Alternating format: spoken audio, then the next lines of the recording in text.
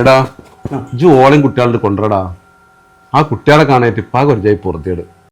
അത് വേണ്ടപ്പാ, തൽക്കാലം പോലും അവിടെ തന്നെ നിൽക്കട്ടെ. എനിക്ക് എന്തെങ്കിലും ഒരു പണി ശരിയായതിൻ്റെ ശേഷം ഞാൻ കൂട്ടി കൊടുക്കുന്നുണ്ട്. എടാ ഓരും ഇവിടുത്തെ കുട്ടികളെന്നല്ലേ, അനക്ക് പണിയൊന്നും ഇല്ലാന്ന് വിചാരിച്ചാണ്ട് ഓര് പട്ടിണിയൊന്നും കിടക്കൂല. നിങ്ങൾ പറഞ്ഞത് ശരിയാണ്, എൻ്റെ മക്കൾ പട്ടിണിയൊന്നും കിടക്കൂല. പക്ഷെ ഇപ്പം ചിലവ് നടത്തുന്നതൊക്കെ അനിയന്മാരല്ലേ. എൻ്റെ മക്കൾ കഴിക്കണത് ഓൽക്കത് ഇഷ്ടപ്പെട്ടില്ലെങ്കിലോ? ആരപ്പ എന്നോട് അങ്ങനെ പറഞ്ഞത്? ആര് പറഞ്ഞാലും പറഞ്ഞത് ശരി തന്നെയല്ലേ. ആരാ അങ്ങനെ പറഞ്ഞതെന്ന് എനിക്കറിയണം. പക്ഷേ നെറ്റും കഴിഞ്ഞല്ലോ. മണി നേരത്തെ കഴിഞ്ഞാ? നേരത്തെ കഴിഞ്ഞു. എടാ ഒരു 500 റുപ്യ അടിക്കാം. ഞാനേ ഇതിൽ റീചാർജ് കഴിഞ്ഞു.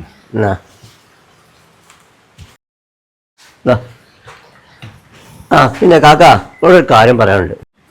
എന്തിയെ? പറയണോന്നൊന്നും തോന്നരുത്. ഒരു കുടുംബം നോക്കാനുള്ള ചിലവ് കാക്കാക്ക് അറിയില്ല. അതിൻ്റെ അടിയിലേ നിങ്ങളെ കുട്ടികളും ചിലവ് നോക്കാൻ എന്നെ കൊണ്ട് കഴിയൂല. ബാപ്പു ഇതെന്താ പറയണത്? എനിക്ക് മനസ്സിലായില്ല. മനസ്സിലാക്കാനൊന്നുമില്ല. എനിക്ക് കിട്ടുന്ന ശമ്പളം കൊണ്ട് നിങ്ങളെ മക്കളെയും നിങ്ങളെ ഭാര്യയും നോക്കാൻ കഴിയൂല. അതാണ് പ്രശ്നം. സാറല്ലേ, ഓളെയും കുട്ടികളെയും ഞാൻ ഓളെ വീട്ടിലേക്ക് പറഞ്ഞയച്ചോളാം. എനിക്കൊരു ജോലിയൊക്കെ അതിൻ്റെ ശേഷം ഞാൻ കൂട്ടി കൊടുക്കുന്നുണ്ട്. അല്ല, പെട്ടെന്ന് വേണ്ട, ഞാൻ പറഞ്ഞെന്നുള്ളൂ. മനസ്സിലായി.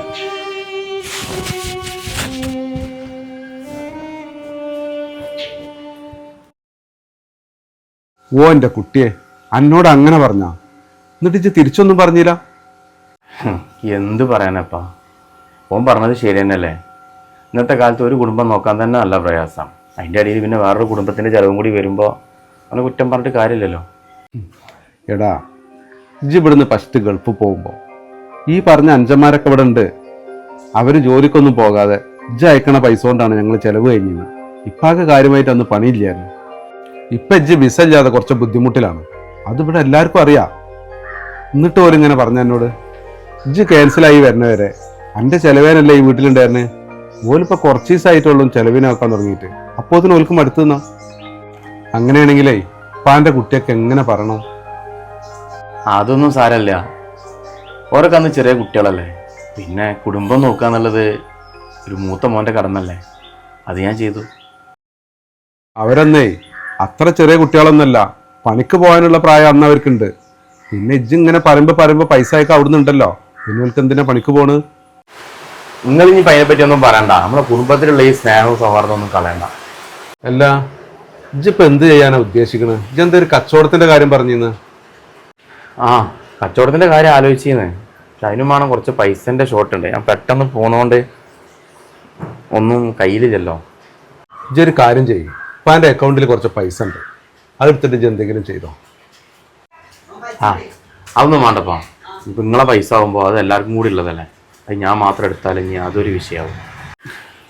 അത് എൻ്റെ പൈസ ഒന്നല്ല, അത് എൻ്റെ പൈസ തന്നെയാണ്.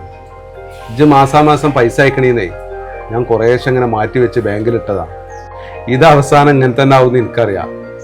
ഭൂരിപക്ഷം പ്രവാസികളും കൈക്ക പൈസ കിട്ടിയാൽ കുടുംബത്തിനെ പറ്റി ചിന്തിക്കും. പിന്നെ കൈക്കലുള്ളത് മുഴുവൻ അയച്ചു കൊടുക്കും. നാളെ ഇങ്ങനെ എന്തെങ്കിലും ഒരു ബുദ്ധിമുട്ട് വന്നാലേ എന്ത് ചെയ്യുന്ന ഒരു പ്രവാസി ആലോചിക്കൂല. എൻ്റെ മോൻ്റെ കാര്യത്തിലേ ഉപ്പ അത് ആലോചിച്ചു എന്ന് വിചാരിച്ചാൽ മതി.